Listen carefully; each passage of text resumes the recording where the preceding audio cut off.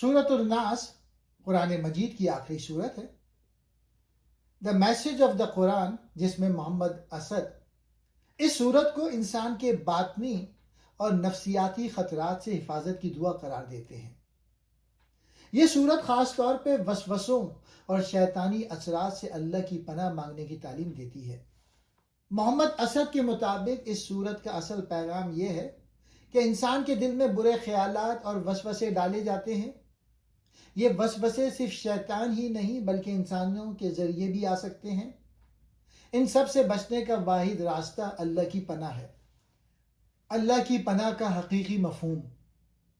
मोहम्मद असद के नज़दीक इस सूरत का आगाज़ अल्लाह की 3 सिफ़ात रब, मालिक, इलाह से होना इस बात की तरफ इशारा है कि इंसान को हर किस्म के नफ्सियाती और रूहानी ख़तरात से बचने के लिए सिर्फ अल्लाह की हाकमियत को तस्लीम करना चाहिए। वो कहते हैं, जब हम अल्लाह को इलाह मानते हैं तो हम दरअसल अपने आप को इन तमाम झूठे खौफ और वसवसों से आज़ाद कर लेते हैं जो हमें कमज़ोर बनाते हैं।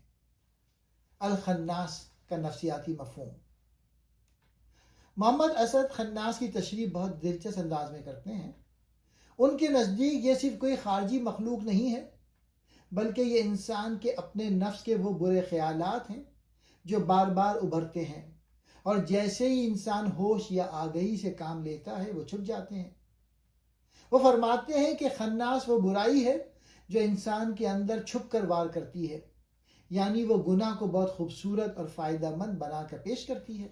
वसवसा और इंसानी शऊर। आयत अल्लज़ी युवस्विसु फ़ी सुदूरिन नास के बारे में मोहम्मद असद लिखते हैं कि शैतान या बुराई बराह रास्त इंसान पे कब्जा नहीं करती बल्कि वो सिर्फ ख्यालात यानी सजेशंस डालती है। फैसला इंसान का अपना होता है। ये वसवसे इंसान के सदर यानी उसके बातनी शऊर में पैदा होते हैं जहाँ नेकी और बदी की जंग चलती है। मिनल जिन्नति वन्नास, जिनों और इंसानों में से। मोहम्मद असद इस आयत की तशरीह में एक वसी मफहूम बयान करते हैं। अल जिन, इससे मुराद वो मख्फी क़ुव्वतें, अनसीन फोर्सेस हैं जो हमें नज़र नहीं आती लेकिन हमारे ख्यालात पर असरअंदाज होती हैं, जैसे लाशऊरी महरकात।